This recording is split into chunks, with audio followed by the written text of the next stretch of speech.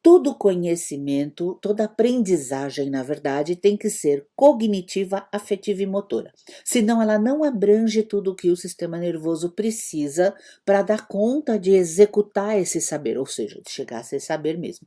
Aqui, quando a gente fala em cognitiva, afetiva e motora, cognitiva, o que eu estou falando em termos de sistema nervoso? Memória, interpretação, pensamento crítico. Em afetiva, estou falando de percepções, crenças, emoções e valores. E em motora é o fazer propriamente dito. Então, são os movimentos amplos ou restritos, que a gente chama, no caso, de coordenação motora fina. Tá certo? Então, cognitiva, afetiva e motora, saber, sentir e fazer. Você quer entregar um trabalho consistente e com resultado, é isso que você tem que descobrir do teu aprendiz ou de quem está te contratando. Quando eu, Inês, terminar de entregar o meu trabalho, o que você quer, você cliente, que essas pessoas saiam de lá sabendo, sentindo e fazendo. Agora, deixa eu explicar uma coisa sobre isso. Isso é uma teoria da psicomotricidade do Henry Wallon. Eu não posso modificar uma teoria, eu não tenho esse direito. Então, o que eu quero que você entenda, para a neuroaprendizagem, saber e fazer são a mesma coisa. Tá ok? De fato, saber e não fazer ainda é não saber. Aqui ele está usando o saber só como até a etapa do conhecimento. É meramente cognitivo. Não é, ele não encara isso ainda como motor, tá ok? Então só estou mostrando para você, fazendo para você esse paralelo aqui. Agora, esse fazer, o que dá para fazer no virtual, no ambiente virtual? Você pode fazer jogos e games, você pode fazer dinâmicas, você pode dar vivências, exercícios estruturados, tudo isso dá para fazer aqui. E nesse caso, o que você vai estar fazendo? Usando e abusando do sistema límbico, ou melhor, de uma condição do sistema límbico que é a de não fazer distinção entre real e virtual. Ele não faz essa distinção. Todo estímulo que chega, desde que ele estimule as áreas corretas, vai dar o resultado de aprendizagem de qualquer maneira. Aqui no caso de vivência, filme, música, charge, piada, tudo que ilustre o conceito que você quer que seja fixado através do tal de storytelling, ou mesmo que sejam vários pequenos storytellings, uma cena de filme um curta-metragem uma música, um trecho de uma música e assim por diante, tá certo? Bom, agora, de qualquer forma, tudo isso está a serviço de interação e eu preciso te explicar por que interação é uma coisa tão absurdamente importante aqui. São 4 os elementos envolvidos nisso. Primeiro, pauta. No ambiente virtual, o que e como faremos? No ambiente físico, você pode corrigir a rota confortavelmente, porque quase sempre você tem mais tempo do que aquele realmente necessário para passar o conteúdo, porque você já está prevendo algum imprevisto aqui e ali. No ambiente virtual, se você passar primeiro que ninguém fica no ambiente virtual passando do tempo. Segundo, que é infinitamente mais cansativo você fazer uma aula no computador do que no presencial. No presencial você tem vários estímulos como válvulas de escape e aqui você tem que ficar com foco fixo o tempo inteiro. O nosso cérebro não está acostumado a isso, então ele se cansa muito mais rápido, entre muitas outras coisas que acontecem. Então é fundamental que antes de entrar no ambiente virtual, você deixe claro o que faremos naquela 1 hora, 2 horas, 45 minutos, não importa, e como a gente vai fazer isso? É fundamental. Antes, tire as dúvidas, certifique-se de que todo mundo entendeu isso. E aí, o que é mais importante, lembram que eu falei, primeiro o estado, a estratégia está a serviço de gerar o melhor estado para que o conteúdo entre. De longe, o sentimento mais importante para isso acontecer, e você faz isso nessa etapa do o que faremos e como faremos, é instigar a curiosidade. Se eu vier para a tua aula, palestra, webinário com muita curiosidade sobre qualquer coisa, nem precisa ser sobre o conteúdo, mas alguma coisa que você me conte que vai tratar nesse momento, e isso me produzir curiosidade, necessariamente essa curiosidade vai estar a serviço da aprendizagem como um todo. O segundo ponto na interação é: todo mundo sabe como fazer isto? Isso é fundamental. Deixa eu explicar uma coisa para vocês. No dicionário, o erro está assim definido: juízo ou julgamento em desacordo com a realidade observada, engano. Acontece que se eu te perguntar o que está acontecendo aqui, onde essa mulher está, se você nunca viu uma mulher com a cabeça enfiada numa banqueta de plástico, você vai pensar em um avião. Ou seja, vai errar. Nós não temos todas as informações que há para ter dentro do nosso sistema nervoso. Então, é inevitável cometer erros aqui e ali. Como, por exemplo, aqui nesse exemplo. Você não tem a informação prévia, você vai dar uma informação parecida porque o cérebro não deixa buraco, ele não deixa faltando nada.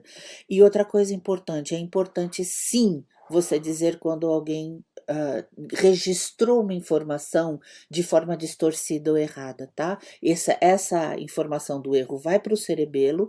Então, imagine que tudo isto aqui no encéfalo, isso aqui é um encéfalo, não é um cérebro. O cérebro é só essa areazinha de cima, né? Mas então, imagine isso. Tudo aqui que está registrado aqui, está registrado como acerto. Os acertos são registrados aqui. Só o cerebelo registra os nossos erros. Para quê? Para que a gente não cometa esses erros novamente, tá certo? O outro, propostas para um bom trabalho em grupo. Deixa eu te explicar uma coisa sobre o cérebro. Nós temos duas estruturinhas, uma em forma de amêndoa, né? Uma em cada hemisfério cerebral, que também se chamam amígdalas, só que amígdalas cerebelares, diferentemente daqui da garganta. As amígdalas são como se fossem uma espécie de guardião da entrada do sistema, elas filtram o que chega. Oferece ameaça? Oferece, então simplesmente dê conta dessa ameaça, se defenda, se justifique, se proteja, tá certo? Se não, aí sim vai lá para o córtex, porque você vai ver que essa vermelhinha é a amígdala, tá? Então, não é ameaça? Beleza, vem aqui no córtex e busca todas as informações e conhecimentos que você acumulou na vida e vai dar conta do que chegou para resolver. Oferece ameaça? Ok. Então, sistema troncoencefálico responda. E ele só responde com luta, fuga ou congelamento. Ou seja, eu trago. Você faz a pergunta e eu fico calada e fechada em copas aqui, fico quieta, não me manifesto. Então, é muito importante acolher o erro, e neste caso agora eu me refiro também, porque estamos falando de ambientes virtuais, ao erro com a tecnologia, que é o critério de formação dos grupos. Para o sistema nervoso, você quer deixar a amígdala tranquila e quer deixar que ela libere a pessoa para ir lá no córtex buscar as informações e conhecimentos, use, por favor, um critério de formação de grupos afetivo. E, finalmente, atribuição de papéis. Deixa eu te explicar uma coisa aqui. O nosso sistema recebe cerca de 11 milhões de bits de informação por segundo. Isso nem é uma informação nova para muita gente. Está no livro do Milodinol, Subliminar.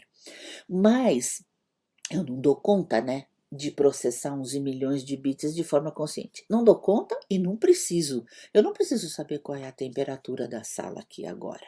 Eu não preciso saber qual é a altura do pé direito. Nada disso é importante, mas tudo isso está entrando no meu sistema como informação.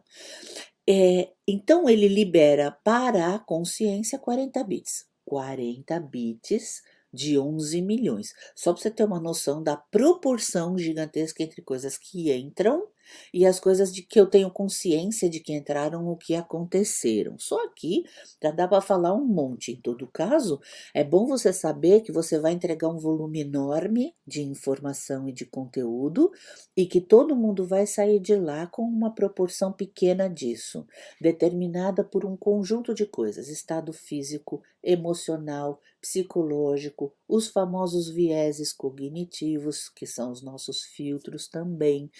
Então, tudo isso vai fazer parte dessa experiência.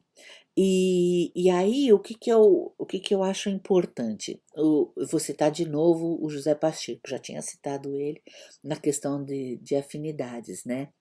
Do critério de juntar grupos ser afetivo, né?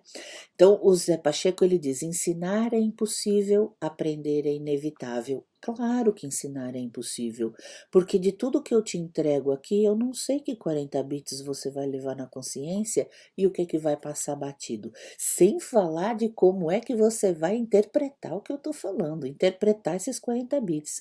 Como é que você vai significar isso? Por que aprender é inevitável? Porque um organismo vivo não pode não responder a um estímulo recebido. Nós não temos essa escolha. Tá ok? Então, tudo o que você disser ou fizer ou mostrar numa aula vai entrar nos 11 milhões de bits de informação. O que vai acontecer é que lá na frente, provavelmente eu que estou assistindo tua aula ou tua palestra, vou ter um insight. Eu vou pensar em alguma coisa genial. E aí alguém vai perguntar: Nossa, que tudo! Onde que você viu isso? Onde você aprendeu isso? E você vai dizer: Putz, não lembro. Onde foi? Eu não lembro. Mas eu tenho certeza dessa informação. E de fato terá. Porque o cérebro, o sistema nervoso, ele recebe tudo just in case, mas entrega just in time, na medida da sua necessidade, tá ok? Então, os 11 milhões vai pegando tudo e vai guardando. Sei lá quando que a Inês vai precisar, e quando ela precisar, você entrega os 40 bits.